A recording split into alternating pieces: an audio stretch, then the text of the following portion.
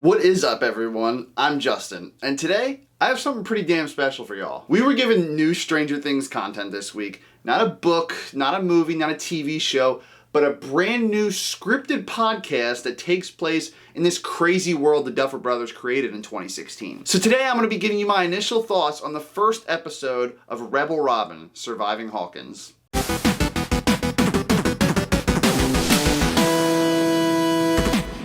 So right away, I know what y'all are thinking. Jesus Christ, everyone has a podcast nowadays, so why the hell should I care about this one? Well, first off, the director Lauren Shippen has written numerous books and done other fictional podcasts previously, including one for Marvel Comics. So not only does it have a solid writer-director behind this project, but it also has Maya Hawke returning to the role of Robin Buckley. It serves as a companion story to the Rebel Robin book, which I have yet to read. For those craving more Stranger Things stories like me, and also for the people who are growing ridiculously tired waiting for season 4 to be released, you guys need to hear me out. So with the least amount of spoilers possible, let's just talk about the first episode, Our Town. The setup is pretty simple. It takes place right at the end of 1983 during the disappearance of Will Byers, so obviously season 1 tie-in. A student by the name of, you guessed it, Robin, is in a hurry. She seems to be wanting to get away from life, you know? So instead of going to lunch with all the other students, she chooses to use that time to hide away in a classroom where we're introduced to our other main character, Mr. Hauser, who's a teacher at Hawkins High, voiced by Sean Mayer. This whole first episode is just Robin and her teacher bullshitting around in a classroom talking about books, movies, goals, serious topics. They're cracking jokes too and just talking about life as a whole. And I know to some people that might sound boring, but honestly,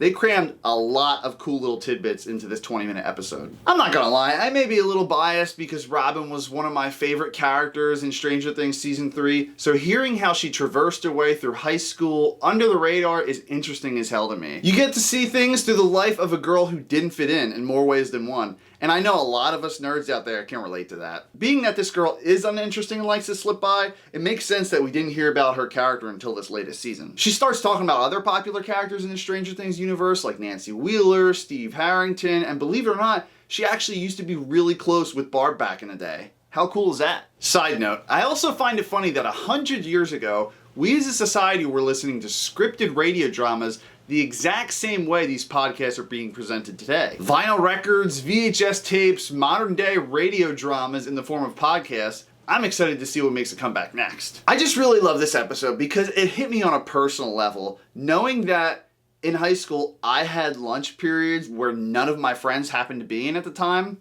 Sucked, and I would always walk around the school with my iPod Classic or just fiddle around playing games on the computer. But for Robin, those options weren't available to her in the 80s, so she couldn't hide anywhere. Now, as I stated previously, it's a heavy discussion episode, and we hear about Robin's aspirations to leave Hawkins. She wants to travel, do big things in life, and I get it. That's why I like to do my road trip travel vlogs for y'all, just to experience new things, see new areas, and to witness how different people are in other places. So final thoughts on this first episode. There's a lot of seriousness to it, but there's a decent amount of humor, and most importantly, it's relatable. And if that wasn't enough to entice us, Robin starts talking about something mysterious that's going on in town.